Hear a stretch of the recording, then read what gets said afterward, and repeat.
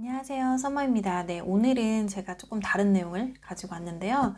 이제 저번 주에 제가 올렸던 영상에는 이제 제가 캐나다를 다녀와서 어떤 느낌이었는지, 그리고 현재 이제 이민이라든지 유학을 생각하시는 분들한테 드릴 수 있는 조언들에 대해서 얘기를 해봤는데요.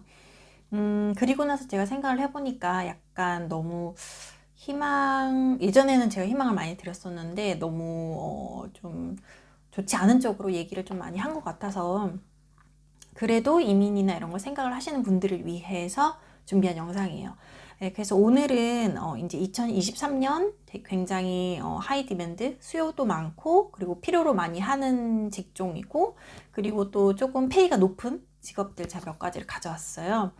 제가 예전에도 이거랑 비슷한 영상을 올린 적이 있었는데 굉장히 많은 분들이 도움이 됐다고 하시더라고요. 그래서 이번에는 이제 2023년, 2024년에 조금 수요가 많이 필요로 하면서도 그리고 페이가 좀 높은 직업 제가 좀 가져와 봤는데요. 일단은 제가 가져온 이 직업군들은 대부분은 다 이제 기술직이 좀 많아요. 아무래도 이제 캐나다가 손이 필요한 곳이 많다 보니까 새로운 건물들도 많이 생기고 또 아무래도 사람의 일손이 많이 부족한 그런 나라다 보니까 직업군도 조금 스킬잡들이 조금 더 고페이를 받고 하면서 좀 이민자들한테 많이 열려 있는 것 중에 하나인 것 같아요. 그래서 일단은 제가 웹사이트 하나를 올려놓을 거예요. 웹사이트 하나를 제 영상 밑에다가 제가 올려놓을 건데 거기에 들어가시면 이제 편안하게 직업을 치시고 직업 타이틀을 넣으시면 거기에 이제 어떤 일을 하는지 그리고 샐러리가 어느 정도 되는지 이제 시간당 그 샐러리가 나와 있거든요. 보통의 샐러리. 그래서 그걸 아마 참고를 하시면 될 것 같아요. 그래서 예를 들어 뭐 한국에서 본인이 스포츠 관련해서 일을 하셨다. 그러면 나는 캐나다 가서 이런 쪽 스포츠 직종에서 일을 할 건데 그거에 관련된 이제 직업군들이 있을 거 아니에요. 직업이 다양하게 있을 거 아니에요. 스포츠에 관련된 그 직업 타이틀을 정확하게 다 입력을 하시면 이제 거기에 대한 시간당 얼마를 받는다 이런 내용들도 나오거든요. 이 영상 중간에 아마 나갈 거니까 놓치지 마시고요. 그래서 일단 첫 번째는, 제가 찾아온 것 중에 한 가지는 소프트웨어 엔지니어예요. 아무래도 이 소위 말해 디벨로퍼라고 하는 프로그래머들은 요즘에는 정말 빠지지 않는 그런 직업인 것 같아요. 그게 뭐, 페이가 좋은 거는, 뭐, 한국은 제가 잘 모르겠어요. 한국은 워낙, 하시는 분들이 워낙 많고, 예전부터 좀 3D 직종이다 이런 소리를 많이 하셨어가지고 근데 제가 프로그래머로 일을 한 적도 있었고 캐나다에서 일을 해본 적이 있어서 이제 말씀을 드릴 수 있는 건데 프로그래머들 페이가 세기는 해요. 다른 직업군들에 비해서 좀 세기도 하고 그리고 이제 경력이 좀 더 있으신 분들은 훨씬 더 많은 고페이를 받고 일을 하시는데요. 이제 기본적으로 한 1시간당 한 40불 정도를 받는다고 나와 있어요. 이것도 물론 보통 이제 평균을 내서 40불이라는 거지 조금 경력이 많으신 분들, 없으신 분들에 따라서 물론 페이가 조금 달라지겠죠. 그래서 그 중에 하나가 이제 소프트웨어 엔지니어, 디벨로퍼였고요. 그리고 두 번째는 간호사예요. 간호사, 널스인데요. 간호사도 캐나다 인력 중에 빠지지 않는 것 중에 하나예요. 아무래도 이 캐나다가 굉장히 그쪽에 인력난이 심해요. 그러니까 병원 쪽, 의사들이라든지 간호사들이 캐나다에서 공부를 많이 하고 조금 경력을 쌓은 다음에 미국으로 많이 빠지거든요. 아무래도 캐나다의 이 의료 시스템이 다 무료다 보니까 의사들이 돈을 많이 못 벌어요. 근데 이제 간호사는 그래도 그 중에서도 캐나다에 일하시는 분들 중에서도 조금 수익이 높은 종 중에 하나거든요. 이제 간호사분들도 한 시간에 평균 한 40불 정도 받는다고 나와 있어요.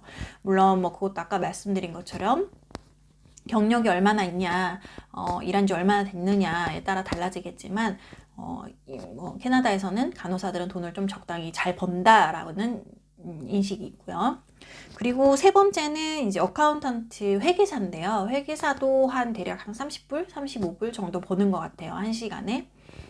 거기도 저도 예전에 회계사분이 있었는데 세금 같은 걸 정산해 주시고 하시는 분들이 있었거든요. 그런 회사들도 있었고 근데 그런 데서 꽤 돈을 받는다고 제가 들었던 것 같아요. 거기서 일하시는 분들이. 그래서 회계사가 또 있고요. 또 한 가지는 이제 전기 엔지니어가 있어요. 전기 엔지니어도 이제 전기 다루시는 분들인데 그분들도 이제 대략 캐나다에서는 1시간당 한 35불에서 40불 정도 받는다고 평균적으로 나와 있거든요. 물론 10년 된 스킬을 가지신 분들은 조금 더 많이 버시겠고 그렇지 않은 분들은 뭐 처음 시작하신 분들 좀 적게 벌겠지만 한국에서 이런 이쪽으로 일을 하셨다 하면 캐나다에 가서 경력이 조금 있으시면 한국에서 캐나다에 가셔서 돈을 좀 잘 버실 수 있는 직업 중에 하나죠. 그리고 이런 직업은 영어가 굉장히 유창하지 않아도 비즈니스적으로 유창하지 않아도 할 수 있는 그야말로 스킬 잡이기 때문에 아마 한국에서 일을 하셨던 분들이 한 번쯤 생각해 보실 수 있는 직업군 중에 하나예요. 아니면 영어를 좀 잘하시고 캐나다에 가서 뭐를 해야 될까를 고민하시는 분들도 이쪽에 가서 공부를 좀 하신 다음에 그리고 인턴십이라든지 뭐 실질적으로 이렇게 실습 같은 걸 좀 하시면 일을 나가시는 경우도 되게 많이 봤거든요. 한국 분들 중에.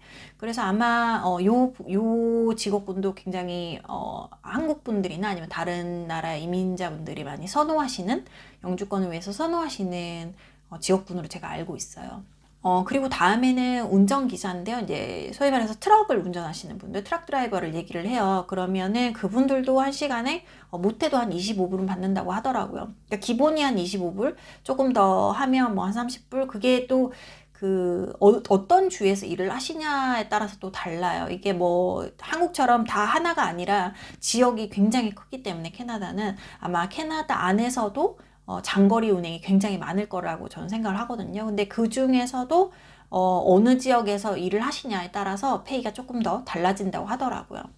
그래서 그 중에 하나가 이제 트럭 드라이버가 있고요. 또 한 가지는 이제 용접공이에요. 이렇게 용접하시는 분들 있잖아요. 그분들도 스킬잡에 들어가고 이제 뭐 크게 영어라든지 이런 언어가 유창하지 않으셔도 가능한 스킬잡 중에 하나이기 때문에 한국에서 하셨던 분들, 조금 경력이 있으신 분들은 이제 캐나다 오셔서 영어 공부를 좀 한 다음에 어느 정도 의사소통이 된다 하면 이제 영주공으로 빠지시면 영주공도 1시간에 한 25불 정도 받는 걸로 알고 있어요. 물론 조금 더 경력을 쌓으시면 더 많이 받을 수 있는, 근데 이제 기본이 그 정도로 시작을 한다는 거는 그래도 페이가 좋은 편이거든요. 그리고 이제 마지막은 건설 노동자예요. 아무래도 이 캐나다가 아직 개발하는 것도 많고, 그리고 이렇게 이제 이민자들이 점점 더 인구가 많아지면서 이제 건설을 많이 할 거 아니에요. 건물을 많이 지을 거 아니에요. 그렇기 때문에 이제 건설 현장에서 일하시는 분들을 많이 구한다고 하더라고요. 이게 굉장히 공급이 안 되는데 수요가 많은 직업 중에 하나고요. 이것도 결국에는 스킬잡이기 때문에 크게 언어적으로 유창하지 않으셔도 아마 할 수 있는 직업으로 제가 알고 있어요. 그래서 이것도 한 기본 25불부터 시작을 한다고 제가 들었거든요. 제가 알려주는 그 웹사이트는 이게 정확하게 나와 있는 웹사이트예요. 개인 블로그라든지 이런 게 아니기 때문에 그런 데서 정보를 얻으시면 훨씬 정확한 정보를 얻으실 수 있고요. 그리고 내 직업군이 캐나다에 가서 잘 될까 안 될까가 헷갈리시는 분들이 많을 거라고 저는 생각을 해요. 쓸 수 있는 직업인지 아니면 쓸 수 없는 직업인지 그런 거를 좀 판단해보고 싶으시면 아마 이런 웹사이트에 들어가셔서 체크를 해보시면 될 것 같아요.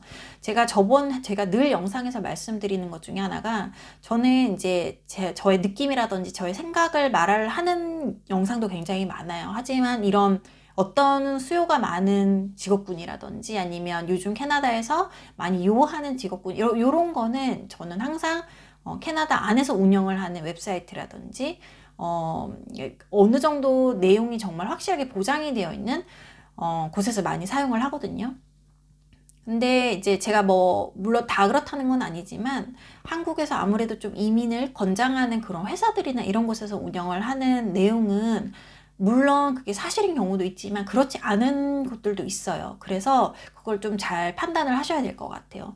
제가 항상 말씀드리는 거는 제일 좋은 거는 이제 그 캐나다 웹사이트, 정부가 운영하는 웹사이트에 들어가서 그런 거에 대한 내용도 다 나와 있거든요. 직업군에 대한 내용도 나와 있고 이거에 대해서 어느 정도 버느냐 이런 거에 대한 리서치도 개인적으로 하시기를 꼭 권해요.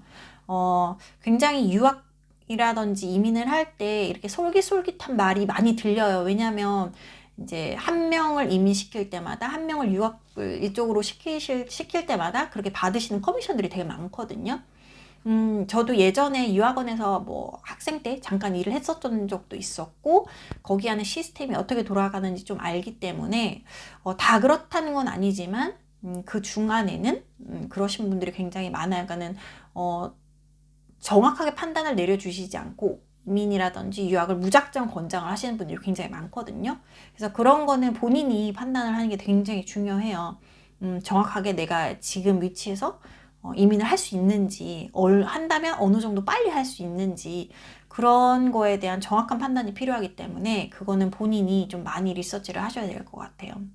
그래서 오늘은 이제 간단하게 제가 저번에 너무 좀 다운돼 있는 얘기를 했다면, 오늘은 혹시 이민이나 이런 걸 생각을 하시는 분들, 올해나 내년쯤에 생각하시는 분들한테 조금 더 유용할 수 있는 내용을 올려드리려고 했고요, 오늘은.